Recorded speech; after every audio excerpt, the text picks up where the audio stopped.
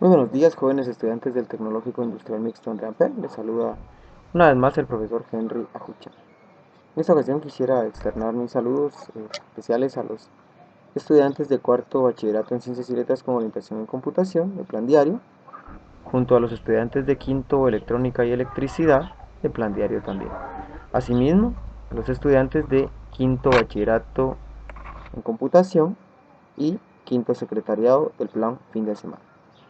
En esta ocasión vamos a abordar el tema de la placa madre para la clase de soporte y mantenimiento de computadoras y redes informáticas.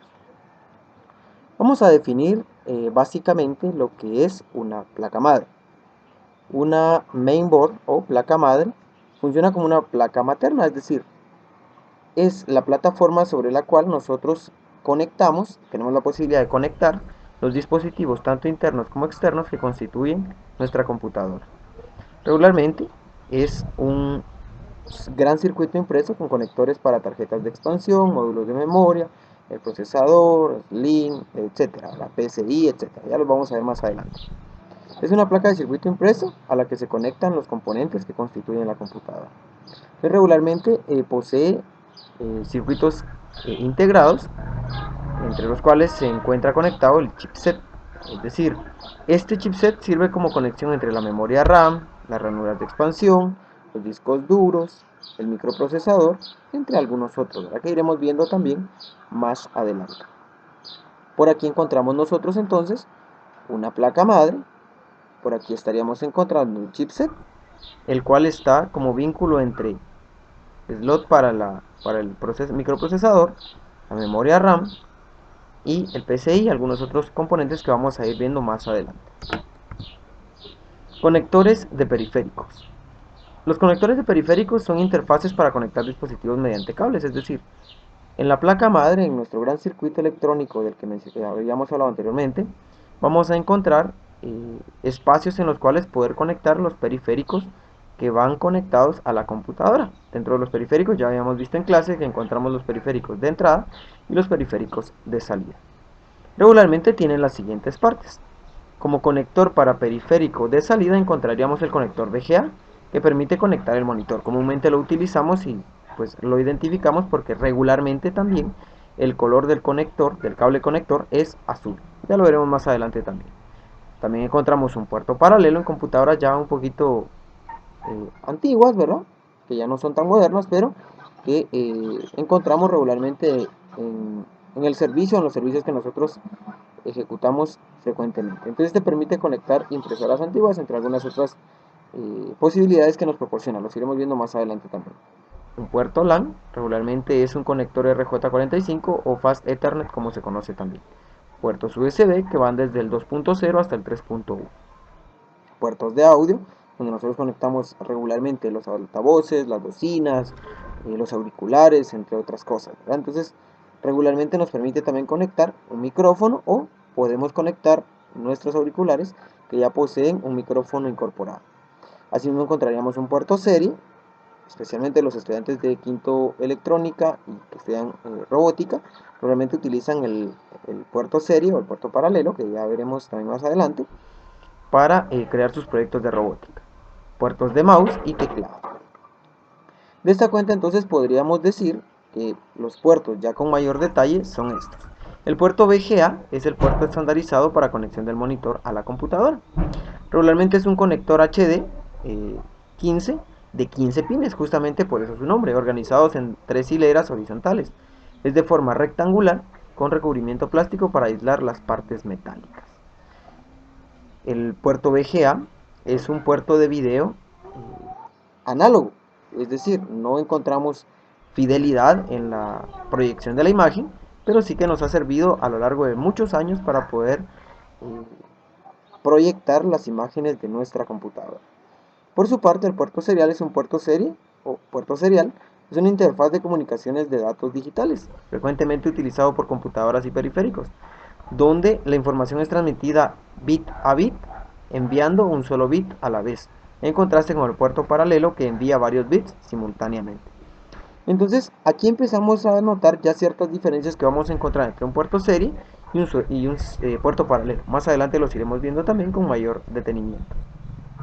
Ahora bien, puerto USB, nosotros ya lo conocemos porque regularmente es el puerto por medio del cual nosotros conectamos nuestros dispositivos de almacenamiento USB o conectamos nuestros periféricos que poseen conexión USB.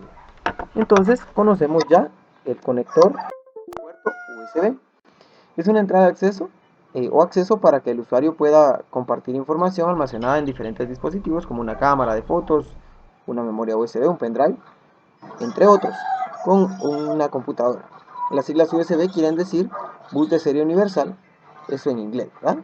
Por su parte encontramos el puerto paralelo. Un puerto paralelo es una interfaz entre una computadora y un periférico, cuya principal característica es que los bits de datos viajan juntos. La diferencia entre un puerto serie y un puerto paralelo es que el puerto serie únicamente nos permite enviar datos bit a bit, mientras que el puerto paralelo nos permite enviar varios bits a la vez. Entonces, al enviar varios bits a la vez nos permite no solo enviar bits, sino transmitir bytes, es decir, octetos que están constituidos por bits. Eso ya lo habíamos visto en clase también. Es decir, se implementa un cable o una vía física para cada bit de dato formando un bus. Mediante el puerto paralelo podemos controlar también periféricos como focos, monitores, entre otros dispositivos adecuados para la automatización. Por eso decía al inicio que el puerto paralelo, o el puerto serie regularmente lo emplean los estudiantes de electrónica con sus proyectos de robótica. Puerto RJ45.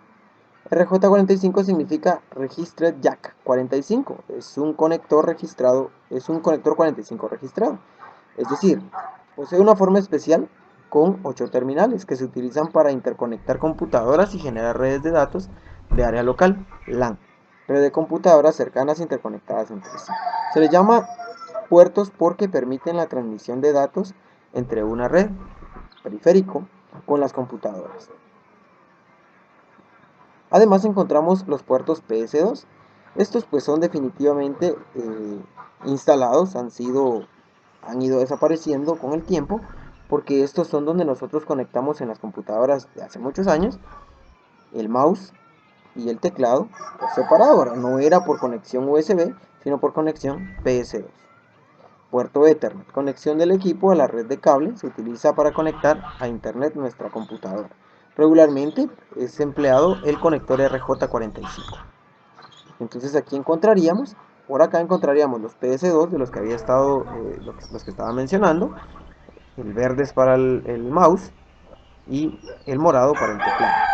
Aquí tenemos el puerto serie, que es un conector en la placa madre, que es de tipo macho, mientras que el puerto paralelo es de tipo hembra, al igual que el conector VGA, otros puertos USB, el conector de red para el conector RJ45 y los puertos de audio.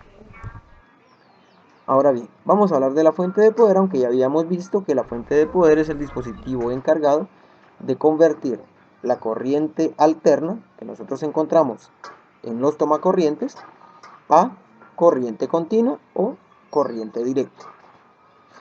Aquí tenemos una fuente de poder, ya habíamos visto en clase también el tema de fuentes de poder, ya vimos la diferencia entre un conector ATX y un conector AT, ya vimos la diferencia entre una fuente de poder ATX y AT y algunas otras cosas que habíamos visto ya sobre las fuentes de poder. Ahora encontramos las ranuras de expansión. Estas son compartimentos en los que se puede insertar tarjetas de expansión. Nos permite expandir memoria RAM, algunos conectores PCI, AGP, ISA, entre otros. Ya los iremos viendo también con mayor detalle.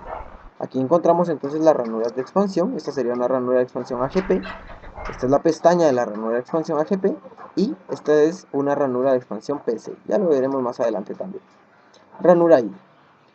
Pues cuáles son para conectar los lectores, grabadores de DVD, disquetera, discos duros, etcétera. Los habíamos visto en clase, que también son conocidos como conectores ATA paralelo o PATA o también ID o EID. Ya los habíamos visto en clase cuando hablamos de discos duros. Aquí tenemos una ranura ID o ATA paralelo. Una ranura ISA de 8 MHz quedó obsoleto cuando aparecieron las ranuras de expansión PCI que ampliaban el ancho de banda de 16 hasta 32 bits. El resultado fue una mejora en el rendimiento al transferir 2 veces más rápido la información en una misma operación. Fue reemplazada en el año 2000 por las ranuras PCI. Una ranura ISA entonces era lo que anteriormente se utilizaba para poder tener acceso a internet o tener acceso a una red.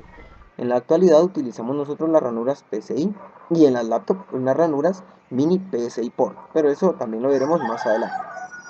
Por su parte, las ranuras AGP son un tipo de ranuras de 32 bits como PCI, pero cuenta con notables diferencias como 8 canales más adicionales para acceso a la memoria de acceso aleatorio, la RAM.